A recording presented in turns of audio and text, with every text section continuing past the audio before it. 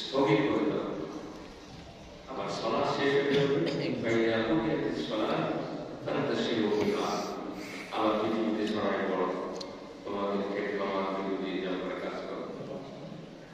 মুসলিম কমিউনিটিতে জুমার সালাতের পরে কোন কাজ বৈধ থাকতে পারে না। এবং এই যে আমরা ছোটবেলা থেকে শুনি সবার আগে যে মসজিদে আসে জুমা পড়ে তাকে কি কুরবানির সওয়াব দেওয়া হয়, উট কুরবানি, সবাইকে দেওয়া যায়। আল্লাহ পাকের কিছু বান্দা আছে সকাল সকাল মসজিদে চলে আসে, আমাদের মধ্যে এই অভ্যাসটা এখন আজকে দেখেন আজান হয়েছে 12:30 আগে, কিন্তু আমরা এখন বোঝাতে পারি সব মসজিদে আজকের যে মেহরাব থেকে সিয়াম হচ্ছে সব জায়গায় হচ্ছে না। বলে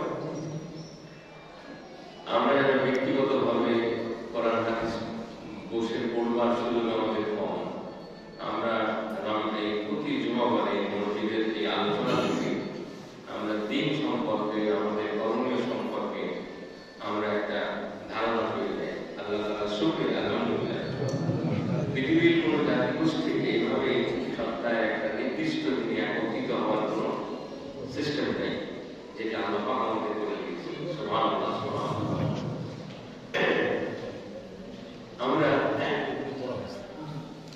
আমরা এই সুযোগটাকে আমাদের কাজে লাগাতাম। আমি আপনাদের মধ্যে অনুরোধ করবো, আমি তো আজকে হঠাৎ করে একটা দাওয়াত পেয়ে আমি একটা জায়গাতে কলেজ মসজিদে কুষ্টিয়া কলেজে যোগদানের পর থেকে কুষ্টিয়া কলেজ মসজিদে জুমাতে কথা বলার চেষ্টা করি। একজন ভাই আমাদের সম্ভবত ইমাম সাহেব নাই আজকে, আমার থেকে অনুরোধ করা হয়েছিল, আমি ভাবলাম ঠিক আছে আমাদের কিছু ভাইয়ের সাথে দেখা হবে। আমাদের অভ্যাস করতে হবে, পরস্পরকে বলাবলি করতে হবে, যুবকরা আমরা সকাল সকাল মসজিদে চলে আসবো। এটা আমাদের প্রতিদিনে একটি সময় আল্লাহ পাকের জন্য, দিনের জন্য আমাদের বরাদ্দ করতে হবে।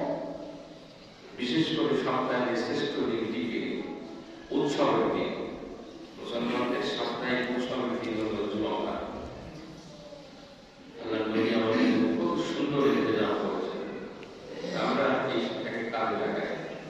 আল্লাহ পাকের শুকরিয়া যেভাবে একটা সুন্দর আল্লাহ পাক তৈরি হয়েছে, আমরা একেবারে সকাল সকালে যদি সব মসজিদে করে দিত তাহলে কতটা ভালো। চেষ্টা করতে হবে, আমাদের বুঝতে হবে কোনোভাবে আজকের দিনেও দেরি করে আসার সুযোগ নেই। আল্লাহ পাক আমাদের সকলকে তৌফিক দান করুন, আমিন। এই জুমাবারের এই সময় খুব স্বল্প সময়, খুব লম্বা চড়া কথা বলার সুযোগ নেই। আমি দুটো বিষয়ের দিকে আপনাদের দৃষ্টি আকর্ষণ করি। একজন মুসলিম হিসাবে আমাদের দুটি দায়িত্বের ব্যাপারে, দুটি পরিচয়ের ব্যাপারে আমাদেরকে প্রত্যেকের সজাগ থাকা প্রয়োজন।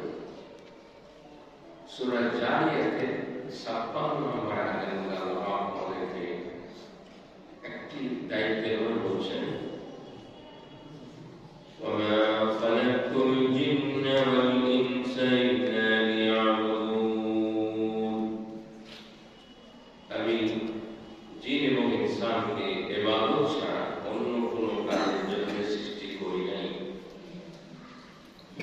এটি হলো একটি শাব্দিক অর্থ, যেটাকে আমরা বলি কেবলমাত্র ইবাদতের জন্য সৃষ্টি করা হয়েছে। কিন্তু আল্লাহ তাআলার ভাষাটা এমন যে ইবাদত ছাড়া অন্য কোনো কাজে সৃষ্টি করি নাই। তাহলে মানুষকে সৃষ্টি করা মূল লক্ষ্যটা কি? আল্লাহ পাকের ইবাদত। একজন মানুষ হিসাবে, একজন মুসলমান হিসাবে আমাদের প্রত্যেকের মাথার মধ্যে এটা থাকা দরকার, চেতনার মধ্যে থাকা দরকার, আমার দুনিয়াতে আসবার থাকবার মূল পারপাস হবে, মূল উদ্দেশ্য হচ্ছে আল্লাহ পাকের ইবাদত করা। এই ইবাদত শব্দটা একটা সংকীর্ণ, একটা ক্ষুদ্র একটা ব্যাখ্যা আমাদের মধ্যে প্রচলন আছে। সেই ক্ষুদ্র ব্যাখ্যা থেকে বেরিয়ে এসে আমাদেরকে ইবাদতের পরিপূর্ণ ধারণার মধ্যে, কোরআনিক ধারণার মধ্যে আমাদেরকে আসতে হবে। আমরা জুমার থেকে মসজিদে এসেছি নামাজের জন্য, একটি ইবাদত। কি বলতে সালাত একটা ইবাদত, কোনো সন্দেহ নেই। সাওম রোজা একটা ইবাদত, যাকাত ইবাদত, হজ ইবাদত।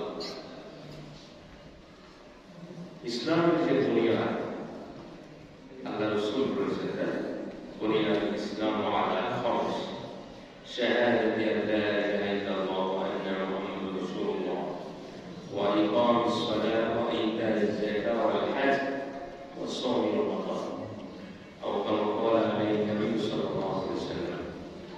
আল্লাহ রাসূল বলেছেন ইসলাম পাঁচটা বুনিয়াদের উপরে, পাঁচটা স্তম্ভের উপরে। এই পাঁচটা বুনিয়াদের পয়লা নম্বরটা হলো আল্লাহ তাআলার ব্যাপারে, রাসূলের ব্যাপারে যথাযথ সাক্ষ্য প্রদান করা। এই সাক্ষ্য প্রকাশ করা যে আল্লাহ ছাড়া কোনো ইলাহ নেই এবং মুহাম্মদ সাল্লাল্লাহু আলাইহি ওয়াসাল্লাম আল্লাহর পাকের রাসূল। দুই নম্বর নামাজ প্রতিষ্ঠা করা।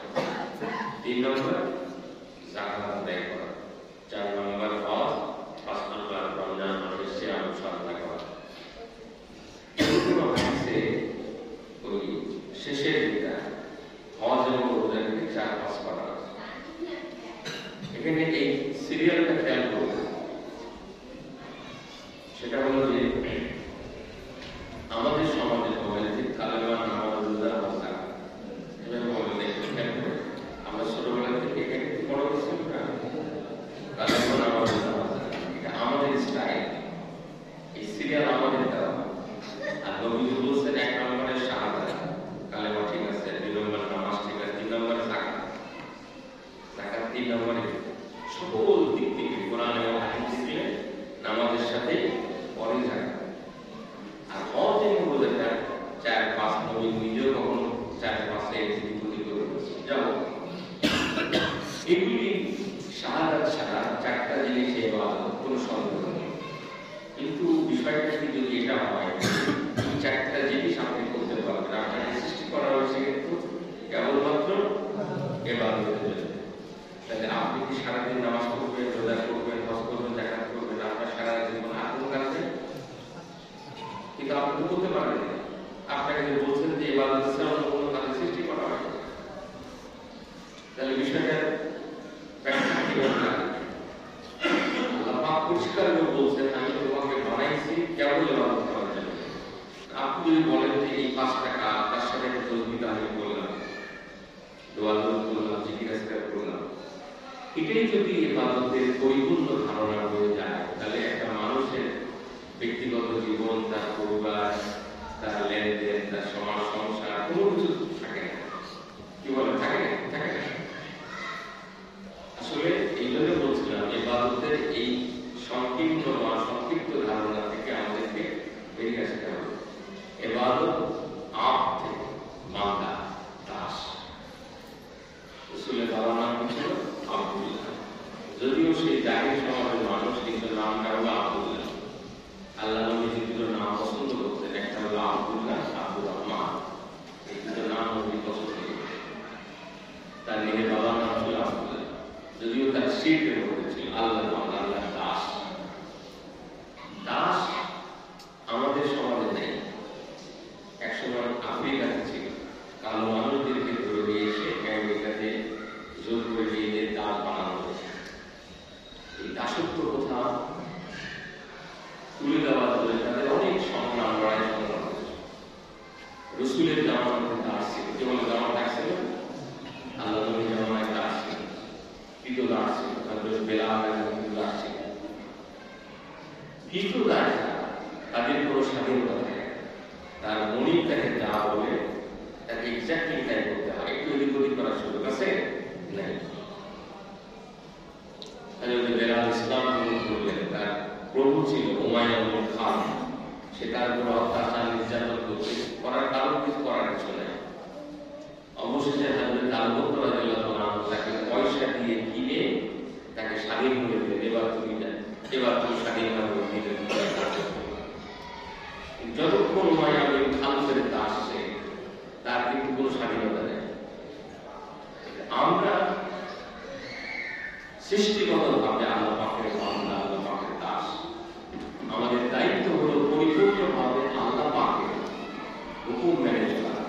24 ঘন্টা 365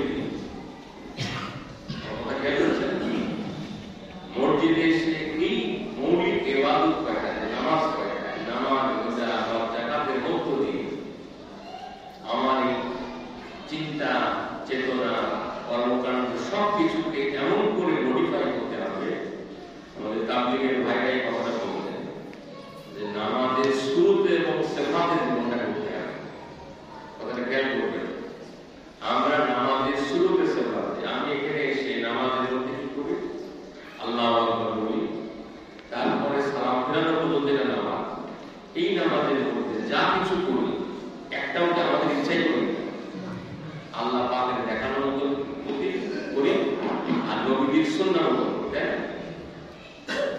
ঠিক আল্লাহ পাক জানেন আমরা যেখানে নামাজ শেষ করবো, নামাজের পরে আমাদের বাইরে যাব, সেখানেও আমরা আল্লাহ পাকের নির্দেশ মতো রাসূলের দেখানো পদ্ধতি মতো আমরা করতে পারি, সেটাও আমাদের জন্য ইবাদত হয়ে যাবে। সুবহানাল্লাহ। আপনি সালাতুল মাগরিব, ইশার নামাজ, সালাতুল ইশা বা জামাত আদায় করলেন, এরাদা করে গেলেন যে আপনি সালাতুল ফজর আদায় করে এবং আসলেন, আপনি ঘুমালেন, আপনি আপনার স্ত্রীর সাথে থাকলেন, আল্লাহ নবী বলছেন আপনি সারা রাত ইবাদতের মধ্যে ছিলেন। সুবহানাল্লাহ। সাহাবায়ে কেরাম বলছেন স্ত্রীর সঙ্গে থাকলাম, তার সঙ্গে আমার একত্রে বসে রাত্রি কাটানো হলো, এটি আবার এমন করে ইবাদত কেমন করে হয়? নবী বলছেন তুমি যদি বড় নারীর সঙ্গে থাকতে তাহলে কি এটা গুনাহ হতো? সুতরাং তোমার স্ত্রীর সঙ্গে থাকাটা কিন্তু তোমার ইবাদত। সুবহানাল্লাহ। একজন মুসলমানের বাথরুমে যাওয়া ইবাদত কি না? একজন মুসলমানের থেকে নবী বাজারে যাওয়ার একটা দোয়া আছে। আপনি যখন মানুষ বাজারে যায় বাজারে যেতে হয়, লা ইলাহা ইল্লাল্লাহ ওয়াহদাহু লা শারীকা লাহু লাহুল মুলকু ওয়া লাহুল হামদ ইউহয়ী ওয়া ইউমীত ওয়া হুয়া হাইয়্যুন লা ইয়ামুত বিয়াদিকাল খায়র ইন্নাকা আলা কুল্লি শাইইন কাদির। বাজারে দুনিয়াদারি ভালো খাবার দাবার কিনতে বাজারে গেলে বাজারে যে আপনি আল্লাহকে ভুলে যাননি, আপনি একটা দোয়া করছেন, আল্লাহ পাকের ওয়াহদানিয়ে তাওহীদের উপরে অনেক কথা বললেন, নবীর শেখানো দোয়া। নবী বলছেন তোমার আমলনামায় অসংখ্য নেকি লিখে দেওয়া হবে। সুবহানাল্লাহ।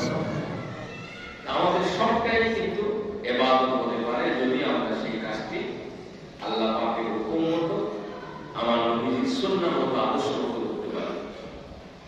ইসলাম চায় একটা মানুষের মসজিদের জীবন এবং মসজিদের বাইরের জীবন, যেমন আজকে নামাজ, আল্লাহ পাক বলছেন আযান হয়ে গেল, ছুটে চলে আসো মসজিদে, আবার নামাজ শেষ হয়ে গেল, ফাইদা কুদিয়াতিস সালাত ফান্তাশিরু ফিল আরদ ওয়াবতাগু মিন ফাদলিল্লাহ। জমিন ছড়িয়ে পড়ে সেখানে তোমার জন্য যে ফজল রূপ আল্লাহ পাক রেখে দিয়েছেন সেই অনুসন্ধান করো, ওয়াসকুরুল্লাহ কাসীরা, কিন্তু আল্লাহকে বেশি করে স্মরণ করো। এর অর্থ এটা নয় আপনি আপনার খেতে বসে দোকানে বসে আমার লা ইলাহা ইল্লাল্লাহ বলেন। বিষয়টা হলো যে আপনি সেখানে যে আপনার যে কর্মকাণ্ড আছে, আর্থিক কর্মকাণ্ড যেখানে আছে, সেখানে যে আপনি আল্লাহ এবং আল্লাহ রাসূলের অনুসৃত পন্থায় আপনি ব্যবসা করবেন, ক্ষেত খামার করবেন, তাহলে সেটিও ইবাদত হবে। সুবহানাল্লাহ। একজন মুসলমানের সারাটা দুনিয়া বলে কিছু নাই, সব ইবাদত করে। মানুষ বলেছে যে এখানে দিন চলবে আর ওখানে আমাদের ইচ্ছা মতো চলবে, নো, কোশ্চিন কালো। ইসলাম চেয়েছে যে আল্লাহ পাকের হুকুম, যে আল্লাহ পাকের সামনে এখানে মানানো করি, সেই আল্লাহ পাকের নির্দেশ আমরা বাইরেও মানব। সমাজ আমি একটি আয়াতে কালিমা শুরুতে তেলাওয়াত করছিলাম। একজন মুসলমানের জন্য, এবং মুসলমান কেন বলি, ওখানে যেমন ইনসান বলা হয়েছে, যে আয়াতে কালিমা সূরাতুল বাকারা থেকে একটি আয়াত পড়ছিলাম, সেখানে আল্লাহ তাআলা মানুষের ব্যাপারে কথা বলছেন, সকল মানুষের ব্যাপারে। মানুষের আরেকটি পরিচয় হলো মানুষ আল্লাহ পাকের খলিফা। মানুষের আরেকটি দায়িত্ব হলো খেলাফত। একটি হলো ইবাদত আর একটা হলো খেলাফত। কুল কায়নাত, মানুষ আর জিন বাদে কুল কায়নাত সৃষ্টিগতভাবে আল্লাহ পাকের তারবিয়ত করছে।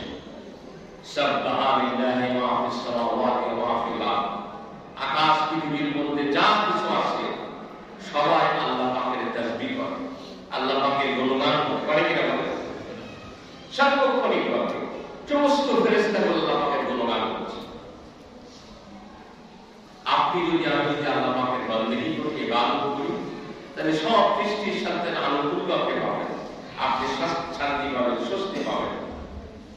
কিন্তু আমাদের জন্য আরেকটি দায়িত্ব হলো, আল্লাহ পাক দেখেন আমাদের সৃষ্টি করা হয়নি তখনকার কথা আল্লাহ পাক আমাদেরকে শোনাচ্ছেন।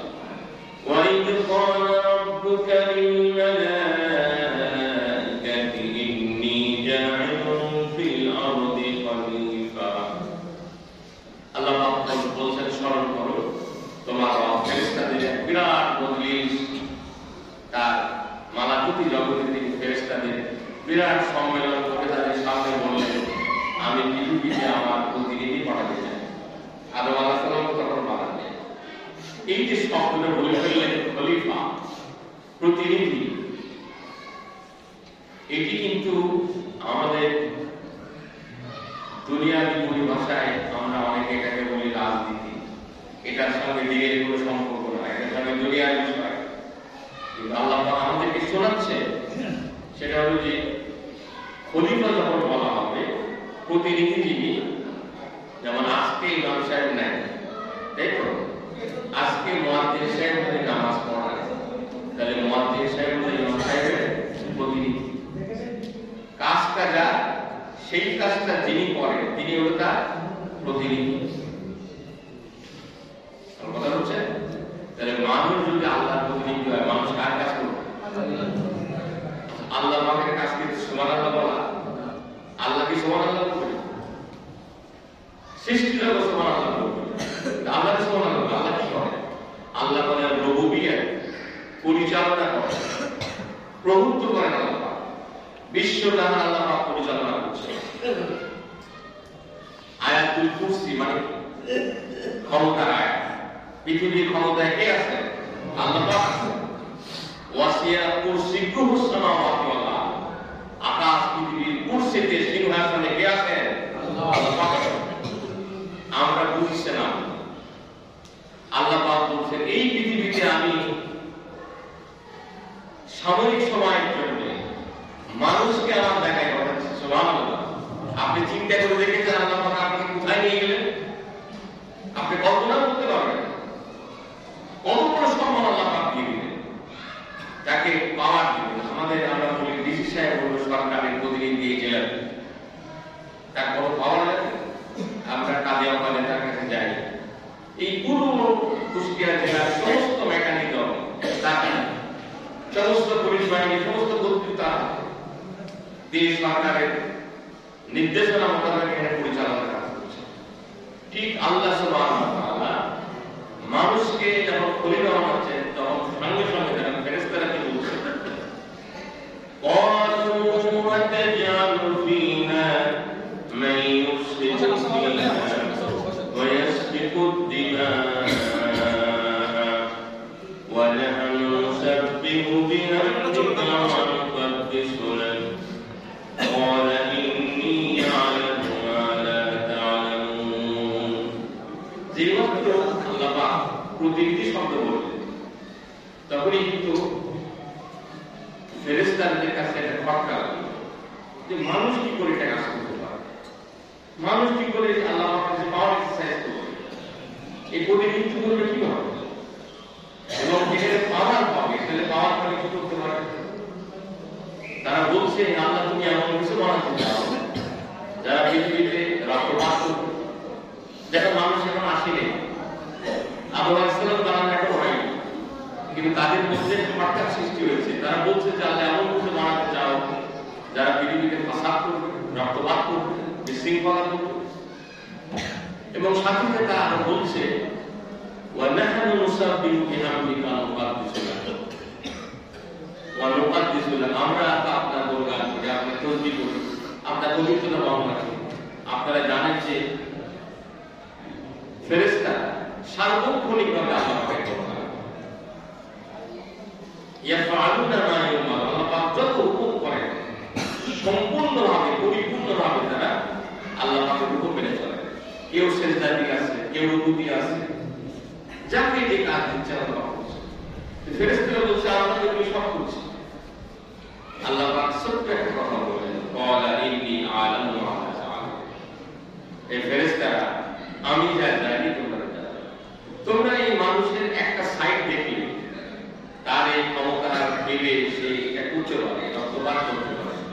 আমি মাঝে মাঝে চিন্তা করি ফেরেশতাদের অ্যাসেসমেন্ট কি রকম, চিন্তা করে দেখেন আজকে বা পৃথিবীর প্রথম থেকে নিয়ে আজ পর্যন্ত পৃথিবীর কোনো একটা মুহূর্ত বাকি নেই রক্তপাত ছাড়া, বিশৃঙ্খলা ছাড়া। কি আপনাদের মনে হয় আদম আলাইহিস সালামের দুই ছেলে হাবিল কাবিল একজন আরেকজনকে মেরে ফেলল, কি বলে তাই না?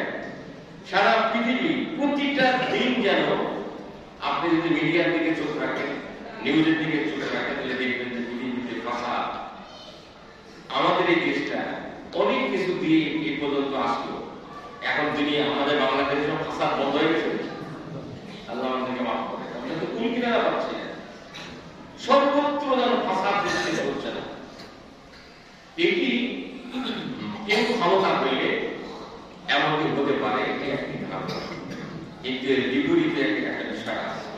আল্লাহ পাক যদি তার প্রিয় বান্দাদেরকে আম্বিয়া আলাইহিস সালামদেরকে সোনার মানুষদেরকে দিয়ে আল্লাহ তাআলা পৃথিবীকে সুন্দরভাবে পরিচালনা করতে করেন।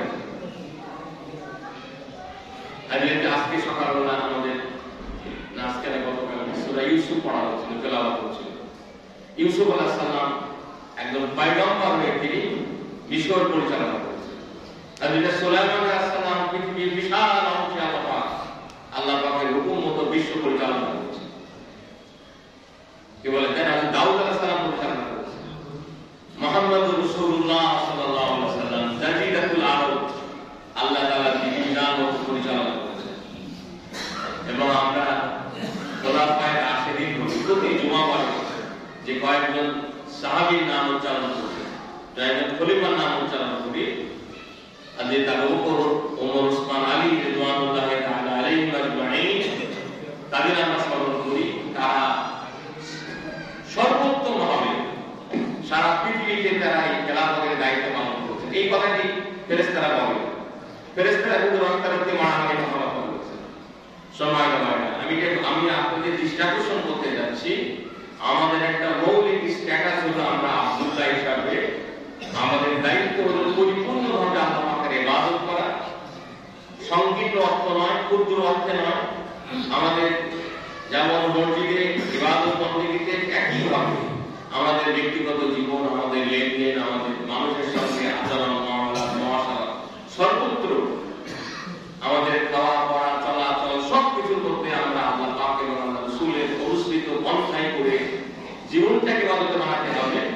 একই সাথে আপনি একটা বাড়ির প্রধান, আপনি সেই বাড়িতে আল্লাহ পাকের প্রতিনিধি হিসাবে ইসলামের আলোকে সেই বাড়িকে পরিচালনা করার চেষ্টা করুন, এটা আপনার দায়িত্ব। আপনি বলবেন যে আমার ছেলে যা পারে করুক, আমার স্ত্রী যা পারে করুক, আপনি মসজিদে চলে আসবেন, এটা হবে না, এটা আল্লাহ পাকের কাছে গ্রহণযোগ্য হবে না। এবং মুসলিম কমিউনিটিতে মুসলমানরা মিলে দায়িত্ব ছিল নিজেরা এই দায়িত্ব পালন করে সারা পৃথিবীর মানুষের সামনে ইসলামের সত্যতা, ইসলামের সৌন্দর্য তুলে ধরা। আল্লাহ পাক সব দিয়ে দিয়েছিলেন, কিন্তু খুব দুঃখের সঙ্গে আমরা বলছি একটা দীর্ঘ সময় ধরে সারা পৃথিবীতে জুড়ে এই ব্যবস্থাকে আমরা চোখের পড়ছে আমাদের করছে, যে কারণে সারা পৃথিবীতে ওই যে রক্ষাপাত আর বিশৃঙ্খলার চরম আকার ধারণ করছে। আমরা মুসলমানরা যদি আমাদের দায়িত্ব ইবাদতের সাথে সাথে খেলাফতের দায়িত্ব যদি যথাযথ পালন করার জন্য আমরা অগ্রসর হই, তাহলে দুনিয়া আমাদের জন্য জান্নাত হবে, এখানে আমরা পরিপূর্ণভাবে আল্লাহ পাকের হুকুম মানতে পারব, আমাদের আল্লাহ আখিরাতে নাজাত কারণ হবে। সময় আমাদের সংকীর্ণ, আমরা শেষ করে দিতে চাই। সেটা হলো যে একটি বিষয় আমাদের এখানে একটা চিঠি আসছে, আসলে আমরা নিজেরাই এই কথাগুলি সাধারণত বলে থাকি। মসজিদের মেহরাবগুলি থেকে, মেম্বারগুলো থেকে আমাদের জনগণের সাথে কিছু দোষী, আমি শুরুতে বলছিলাম, এটি আমাদের জন্য বড় প্রশ্নসিদ্ধ যে এখান থেকে কিছু কথা পেশ করা হয় আমাদেরকে, যাতে আমরা সঠিক ট্র্যাকের উপরে চলতে পারি, দিয়ে চলতে পারি। সময় হয় না, ইসলাম পরিপূর্ণ একটা জীবন ব্যবস্থা। আমাদের আনন্দ, আমাদের দুঃখ প্রকাশ করা, আমাদের সংস্কৃতি, আমাদের উৎসব সবকিছুর মধ্যে ইসলাম আছে। ব্যবসা বাণিজ্য সবকিছুর মধ্যে আছে। আমরা খুব দুঃখের সঙ্গে আমরা দেখছি যে মুসলমানদের এই দুর্দিনে পৃথিবীর বিভিন্ন জাতি গোষ্ঠীর অনেক সংস্কৃতি আমাদের মধ্যে জড়িত। তার মধ্যে এই যে একটা বছর শেষ হচ্ছে, ইংরাজি বছর শেষ হচ্ছে, কোন একটা বছর শুরু হয়, আমরা আগে এক সময় দেখতাম যে পৃথিবীর অন্যান্য দেশে মানুষ এটা দেখা দেখি কমিউনিকেশনের দুনিয়া, এটা দেখা দেখি রাজধানী কিছু আসলো, এরপরে এখন সব জেলা শহর চলে যাচ্ছে। দেখছে যে সাজসজ্জার খুশি কি হবে, এটা 31 পাওয়া এই 31 দেখে ক্যালেন্ডার আমাদের দরকার, ক্যালেন্ডার আমাদের সন্তান দরকার আছে না। কোরআনের মধ্যে একটা আয়াত আছে, ইয়াসআলুনাকা আনিল আহিল্লা, এই রাসূল আপনাকে জিজ্ঞাসা করছে চাঁদটা ছোট হয় বড় হয় বিষয়টা। আমাদের মতো তো এত জ্ঞান তখনকার সময় আমাদের ছিল। আল্লাহ পাক বলেন আপনাদেরকে বলে দেন কুল ইয়া মাওয়াকিতুল লিন-নাসি ওয়াল হাজ, এই চন্দ্রের এই রাজবৃদ্ধি দেখে তোমাদের সময় অনেক সময় নির্ধারিত হবে। সুবহানাল্লাহ। ইসলামের সমস্ত শরীয়তের বিধিবিধানগুলো রোজা হজ এগুলি চন্দ্র বছর অনুসারে হয়, এবং এর মধ্যে এতটা রহমত আছে, এতটা হিকমত আছে, এটা যদি সৌর বছর অনুসারে হতো তাহলে কোন এক জামানার মানুষেরা দেশের লোকেরা সারা জীবন ঠান্ডায় রোজা করতো, আর একজন সারা জীবন গরমে রোজা করতো। এটা চন্দ্র বছরে হওয়ার কারণে একটা রোটেশন হবে, তাই না? আমাদের সব বারবার চেঞ্জ হচ্ছে। এটা একটা চন্দ্র বছরের ক্যালেন্ডার, একটা হিজরি বছরের হিসাব নিকাশ। আমি শুরুতে কিন্তু বলেছি আজকে জামাতুল ইসলামী, তাই না? কয়েকদিন পরে রজব মাস। একটা মুসলমান হিসাবে এই চন্দ্র বছরের ক্যালেন্ডার, বিশেষ করে হিজরি বছর সম্পর্কে আমাদের একটা মিনিমাম পরিচয় থাকতে হবে, এটা থাকা উচিত। আমাদের দুনিয়ার জীবনের জন্য একটা ইংরেজি সৌর ক্যালেন্ডার যদি ফলো করা হয় সমস্যা কিছু নাই, কিন্তু এটা 5 জানুয়ারি 31 ডিসেম্বর পালন করতে হবে, আনন্দ ফুর্তি তাদের মতো করে বোমা বাস করতে হবে, ছুটে বেড়াতে হবে, এবং পুলিশ সতর্ক যে 5টি পদগুলি মোটরসাইকেল অ্যাক্সিডেন্ট হবে। আমরা শুনেছি এগুলি, এটা ডিসি অফিসে আইন শৃঙ্খলা কমিটি মিটিতে আমিও মেম্বার হিসাবে থাকি, সেখানে আগেই বলা হলো যে এই 31 গুলোকে এগুলি করতে দেওয়া যাবে। এই কথাগুলি আজকে কেন বলতে হচ্ছে? বাইরে খ্রিস্ট জগৎ থেকে বা অন্যান্য ওয়েস্টার্ন সিভিলাইজেশন গুলি থেকে যা কিছু ইচ্ছা এগুলি দেখে দেখে এগুলি আমাদের দেশের যুব সমাজকে ধ্বংস করার জন্য এক জাতীয় কালচার ছড়িয়ে দেওয়ার চেষ্টা করা হচ্ছে। আমরা যারা মুসলমান, যারা আল্লাহর ঘরে আসি, আমাদেরকে সজাগ থাকা উচিত। আমরা আমাদের বললাম না, আপনি কিন্তু খলিফা হিসাবে আপনার পরিবারের ছেলে মেয়ে কে কোথায় যাচ্ছে, কি করতে যাচ্ছে, সেই বিষয়টির দিকে আপনার আমার নজর করা প্রয়োজন। আমাদেরকে জবাবদিহি করতে হবে। কুল্লুকুম মাসউলুন ওয়া কুল্লুকুম মাসউলুন আন রাইয়াতিহি। আল্লাহ নবী বলেছেন তোমরা প্রত্যেকেই রাখাল, তোমাদের প্রত্যেকেরই রাখাল সম্পর্কে আল্লাহ পাকের কাছে এদেরকে জবাবদিহি করতে হবে। আমরা বিষয়টি লক্ষ্য রাখি। আর একটা বছর যখন শেষ হয় আমাদেরকে চিন্তা করা দরকার যে জীবন কিন্তু একটু শেষ হয়ে গেল, আমরা কিন্তু শেষের দিকে চলে যাচ্ছি। আমরা আল্লাহ পাকের সঙ্গে মোলাকাত করার জন্য আমরা অগ্রসর হচ্ছি।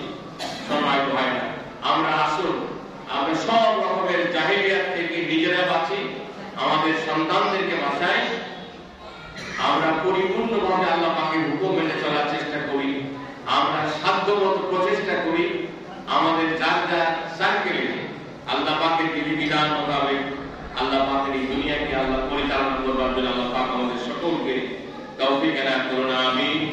ওয়া আখিরু দাওয়ানা আলহামদুলিল্লাহি।